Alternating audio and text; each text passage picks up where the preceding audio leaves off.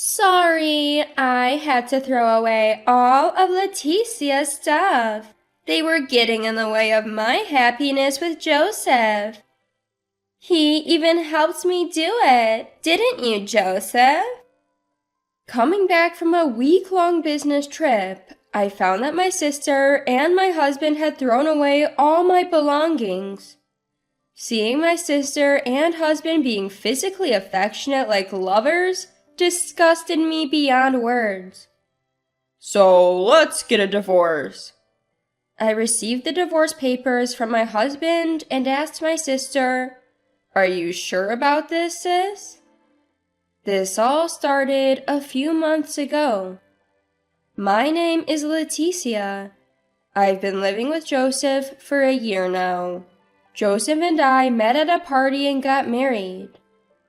I always loved my job and had told Joseph before we got married that I planned to continue working. When Joseph and I tied the knot, I had just been promoted to a responsible position at work and was also in charge of training newcomers, which was another reason I wanted to keep working. At first, Joseph also seemed to want to continue working. However, when we disclosed our salaries before getting married, it turned out I earned more. Then Joseph suddenly suggested, "I'll become a house husband." I immediately said, absolutely not. And for good reason. Joseph's place was always a mess when he lived alone. He never cleaned or washed the dishes, leaving the sink always piled high with dirty dishes. The bathroom was in a state I wouldn't even want to use. From the beginning of our relationship, I was the one who had to clean up after him. Plus, I had never even seen Joseph cook. He was hardly skilled at household chores, so when I objected to the idea of him becoming a house husband, he made a sulky face. He brought up the house husband idea several times afterward, but each time I firmly said no. Despite occasional arguments with work-averse Joseph, our life was fairly ordinary. But for the past 6 months, my sister Carolina had been visiting us too often, and it was wearing me out. She lives nearby at our parents' house, but frequently drops by our place. Although she's unemployed, she falsely tells people she earns advertising revenue by posting on social media. She's just an impossible person to deal with. She would come to our house almost every day, eat dinner, and then leave. I couldn't get comfortable with that. She's here again. When I come home from work and hear joyful conversation from the living room, it only makes me feel more drained. When I go to the living room, my sister and Joseph are sitting close together on the 2-seater sofa. My sister waves at me saying, "Ah, you're back." Lately, these two seem to be getting unusually close. Is it because they've been drinking? Joseph! Carolina. Hearing them call each other like that irritates me. Joseph and my sister seem to be enjoying some appetizers, so I decide to cook my own dinner. As I start cooking, Joseph says, Leticia, I got us some appetizers." As I prepare my own meal, I ask irritably, why? Joseph responds with a dismissive laugh. "I'm hungry, and your cooking isn't good, so I bought appetizers." What? You can't even cook, and you're calling my food bad? When I respond angrily, pan in hand, my sister chuckles and lightly taps Joseph's shoulder. "Don't be mean, you'll hurt Leticia's feelings if you tell the truth." "As a husband, I'm educating my wife. Your cooking is terrible. It's inedible. But I'm hungry, so go get some appetizers." Joseph's face is flushed red from drinking. My sister is laughing so hard she's practically choking, and I put the frying pan away. I quietly put away the ingredients I've taken out and head for the door. I've just come home, and as I try to leave again, Joseph yells, "Hurry up! Be back in 5 minutes. Hearing my sister's laughter in the background makes my skin crawl. I leave the house and make it to the grocery store. On my way back, carrying potential appetizers and my own substitute for dinner, I realize I'm crying. The frustration is overwhelming. Joseph always eats my cooking without a word of complaint. Sometimes he'd even say, "This is delicious," while eating it. I learned to cook from Mom, and even my sister knows my cooking isn't bad. But to come home tired from work, cook earnestly for Joseph, and then be told it's bad was truly heartbreaking. I return home, let out a soft sigh, and head toward the living room. Joseph and my sister are sitting on the 2-seater sofa, red-faced and snuggled up, apparently having drunk too much. My sister even has her head resting on Joseph's shoulder, looking blissful. With a cooled heart, I take out my phone and snap a photo of their sleeping faces. The next morning, my sister laughs and says, "Sorry for staying over. Didn't mean to. Wouldn't want Leticia to get suspicious, considering how well Joseph and I are getting along." I reply with a smile. It's okay. I serve breakfast to my sister and later to Joseph, who wakes up after her. Joseph casually asks, "What about yesterday's appetizers?" "They're in the fridge. Feel free to have some," I say as I serve breakfast. "Sorry you have to eat my bad cooking all the time." "Huh? Did I say that?"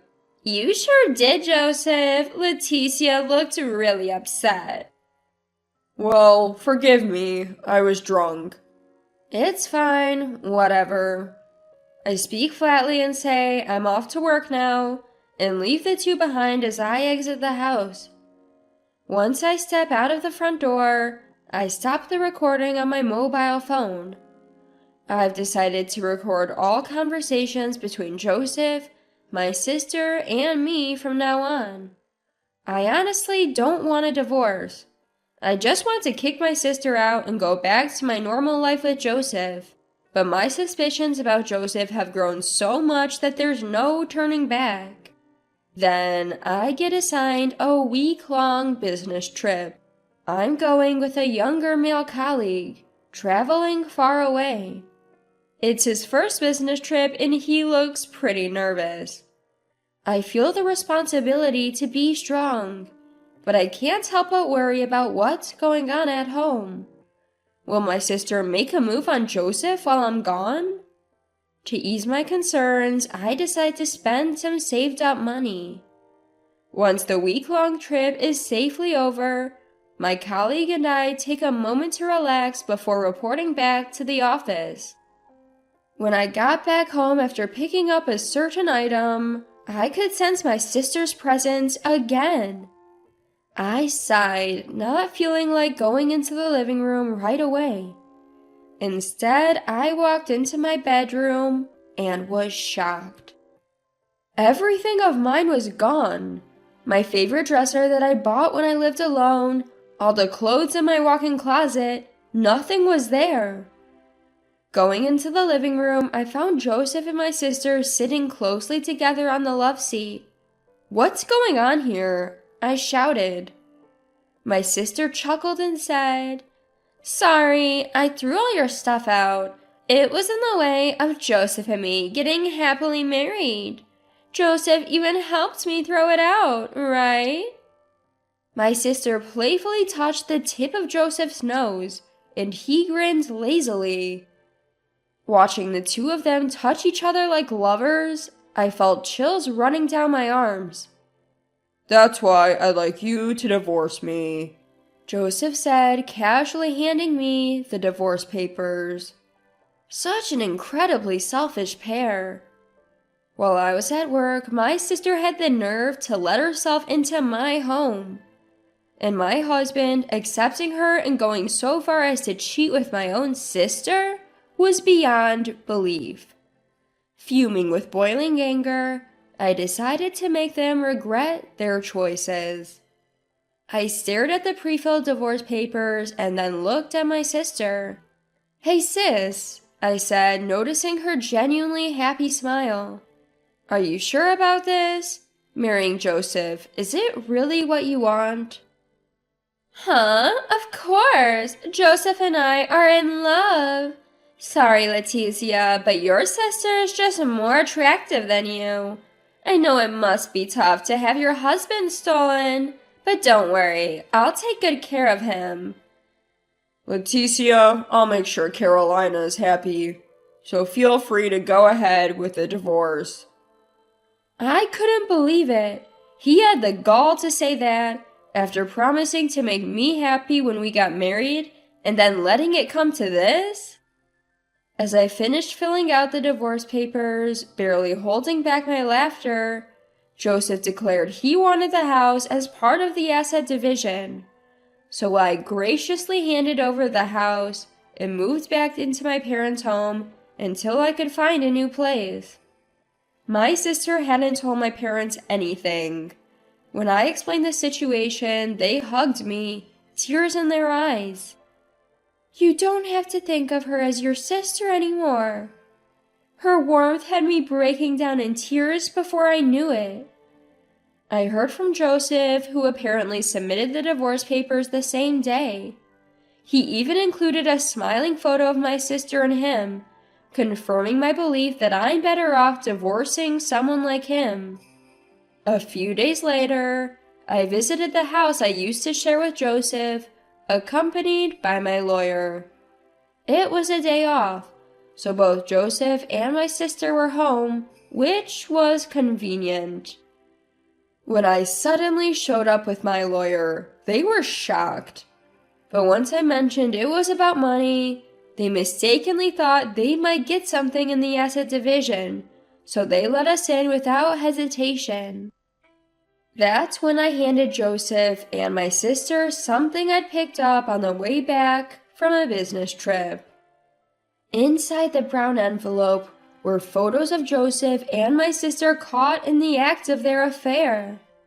The pictures captured them kissing, with the curtains left wide open. I didn't know what Joseph and my sister would get up to while I was away for a week, so I'd use some of my savings to hire a private investigator to gather evidence.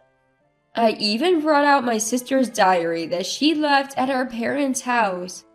It had entries about her sweet days with Joseph, starting about 6 months ago around the time. She started hanging around our house all the time. While I calmly laid out the evidence and began explaining what was from when, my sister shouted, "Enough already! Why is Leticia trying to ruin my happy future with Joseph? I get that Joseph is a catch, but aren't you ashamed for gathering all this evidence?" she asked. "I'm not ashamed. The one who should be ashamed for getting caught in photos like these is you. So now that we have all this evidence, I'll be requesting $20,000 in damages from each of you."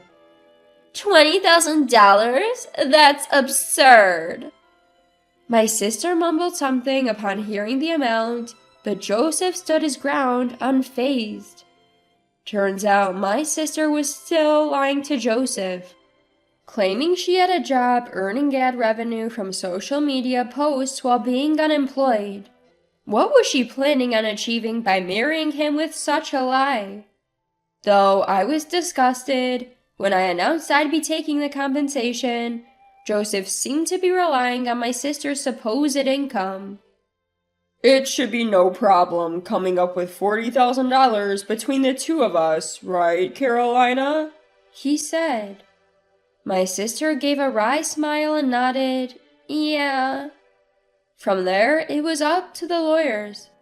After discussions on how the compensation would be paid, it was agreed that both would pay the total amount of $40,000 in one lump sum. We set the payment deadline, and that was the end of the meeting for the day. "As for you, sis, take care," I said, emphasizing my final point.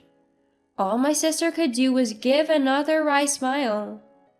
A few weeks later, I got a call from someone asking if I knew Joseph's whereabouts. When I asked if they were still living in their old house, the person told me it was empty.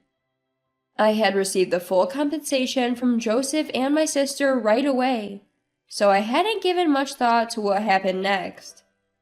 But now this person was saying that not telling them where Joseph was could cause me trouble. My parents had mentioned cutting ties with my sister, but I figured Mom might know where she was. Sure enough, only Mom knew. Turns out my unemployed sister couldn't afford to pay me the compensation. She had turned to our parents for help, but they refused to lend her even $1. In the end, she and Joseph had to give up their house to make the payments. I did wonder why Joseph, who had an income, was in this situation, but the person who wanted to know Joseph's whereabouts eventually showed up at my house. So I ended up guiding them to where Joseph was living. I was shocked when I saw Joseph in my sister's new place. It was an astonishingly old apartment. The outdoor stairs were rusted and the walls were in bad shape. I rang the doorbell of the apartment number Mom had given me. I announced who I was and that I brought someone who needed to speak to Joseph. My sister opened the door, looking puzzled. "Who is this?" my sister asked, eyeing the bear-like figure standing behind me. "I've lent money to Joseph," the man said. Yes, this was the money lender to whom Joseph had borrowed money during his bachelor days. Joseph had a fondness for gambling and had racked up a significant debt when he was single. Even though he worked hard to pay it off, it seemed like he was only covering the interest. I knew about Joseph's debt when I married him and had been striving in my career to pay it off in one go. "I had no idea Joseph had debt!" my sister screamed, which brought Joseph running from the back of the house. "You're the one who told him where we live," my husband shouted at me, to which I sighed and responded, "Well, if I didn't, they might have come after me for the money."